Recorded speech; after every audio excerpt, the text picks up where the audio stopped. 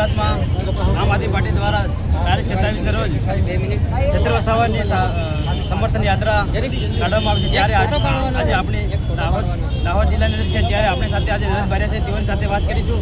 નરેશભાઈ, આપણી સાથે નરેશભાઈ બારિયા છે તેઓની સાથે વાત કરી છે જીવનકર્મીઓની આ કેસની અંદર તમે છત્ર વસાવાની સેન્ટ્રલ જેલની અંદર પૂર્યા છે તે વિશે તમે તેને શું કહેવા માંગો?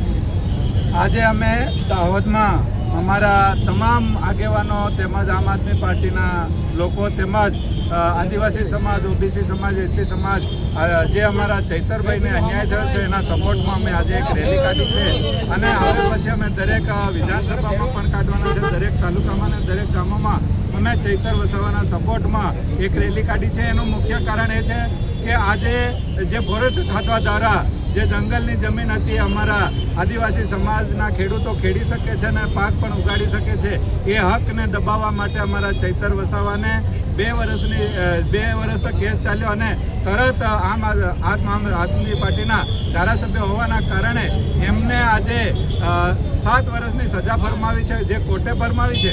પણ એમાં ભાજપે મોટામાં મોટું ષડયંત્ર કરીને આદિવાસી સમાજનો જે અવાજ છે એ દબાવવાની કોશિશ કરી છે. સાથે સાથે એમની પત્નીને પણ ખોટી રીતે ફસાવવામાં આવ્યા છે. સાથે એમની 18 વર્ષની બાળકીને પણ આજે જેલમાં રહેવા પડ્યું છે. આવી ક્રૂર સરકાર આજ સુધી અમે કોઈ જોઈ નથી. અંગ્રેજો હતા ત્યારે પણ આવી ક્રૂરતા નથી. એની જગ્યાએ આ ભાજપે ખૂબ ક્રૂરતાપૂર્વક આજે સજા ફરમાવી છે અને 7 વર્ષની સજા ફરમાવી હોવાથી અમે ગામડે ગામડે એમના સમર્થનમાં આજે તમામ લોકો જોડાયા છે અને જરૂર પડે તો સેવા સદન જ્યાં જવું પડે, જિલ્લા પંચાયત હોય, તાલુકા પંચાયત હોય કે ગાંધીનગર હોય, જ્યાં જવું પડે ત્યાં એમના સમર્થનમાં જવાના છે અને જ્યારે જરૂર પડે ત્યારે મોટું આંદોલન પણ કરીશું. પણ નરેશભાઈ, મનસુખ વસાવા દ્વારા સોશિયલ મીડિયામાં નિવેદન છે કે આમ આદમી પાર્ટીના અમુક નેતાઓ દ્વારા તેઓને ફસાવવામાં જ્યારે આ કોર્ટ કેસમાં ચાલતો હતો ત્યારે આમ આદમી પાર્ટીએ તેને ગંભીરતાથી લીધો અને સારા વકીલોને મૂક્યા. એના પર તમારી શું પ્રતિક્રિયા? અમારા ચૈતર વસાવાને ખૂબ મોટો અન્યાય થયો છે અને ભલે કોર્ટ દ્વારા કર્યો પણ કોર્ટમાં પણ હવે તો આજકાલ લોબી ચાલી ગઈ છે. એમાં પણ આપના જજો હોય, કોંગ્રેસના હોય કે ભાજપના હોય એવી એક સેટિંગ થઈ ગયું છે અને હાલમાં તો જે પણ વકીલો, સરકારી વકીલો હોય કે સરકારી જજો હોય એ પણ અત્યારે તો એક તરફી જજમેન્ટ આપવા માંડ્યા છે ને એના કારણે અમારા ચૈતર વસાવાને અન્યાય થયો છે.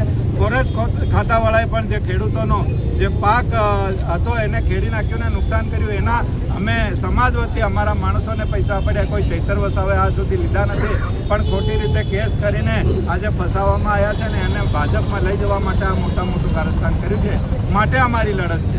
પણ લોકોની અંદર ચર્ચા છે ક્યાંક કે જેવી રીતના હાલ ખેડૂત આંદોલનની અંદર રાજુ કડપડા જેવું જેલમાં જેવો ભોગ્યો તેઓ તરત જ તેઓ ભાજપની અંદર જતા રહ્યા છે. લોકોમાં હાલ ચર્ચાનો કેન્દ્ર બન્યું છે કે છત્ર વસાવા ક્યાંક ને ક્યાંક ભાજપમાં જાય અને તેવી ચર્ચાઓ છે.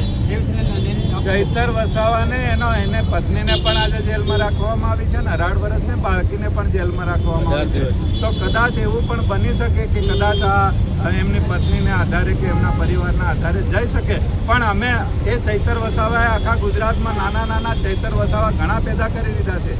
માટે જે ચૈતર વસાવા અત્યારે સ્થળ પર લડી રહ્યા છે, તમે દાહોદમાં દેખો આ ચૈતર વસાવા બનીને જ આવ્યા છે. એટલે એક ચૈતર વસાવા અમારો જશે તો હજારો ચૈતર વસાવા ઊભા થઈ ગયા છે. એ હજારો ચૈતર વસાવા ભાજપ સામે લડવા માટે તૈયાર છે. તો આપણે નરેશ બારિયાની સાંભળ્યા ત્યારે આપણે છેલ્લી વાત પૂછવા માંગીશું કે આવનારા સમયમાં આમ આદમી પાર્ટી શું કરશે અને કયા પગલાં લેશે આવનારા સમયમાં? આમ આદમી પાર્ટી તો અત્યારે સત્તા પર નથી પણ જનતા અત્યારે એટલું ચોક્કસ કહી રહી છે કે 27માં ભાજપને ઉખાડી ફેંકવા માટે તૈયાર છે અને સજ્જ છે. અને ચૈતર વસાવાને જો પાછા આવે તો આ ગુજરાતમાં નહીં દિલ્હીમાં પણ વડાપ્રધાન પણ બનાવવા માટે તૈયાર છે. એટલી પ્રજા અત્યારે એમના માટે સપોર્ટમાં આવી ચૂકી છે અને અત્યારે ઉકળાટ પણ એટલે ઉશ્કેરાટ પણ લોકોમાં આવી ગયો છે કે આજકાલ કદાચ થોડા દિવસો હજી ચૈતર વસાવાને છોડવામાં નહીં આવે તો સમજી લો કે ગામે ગામ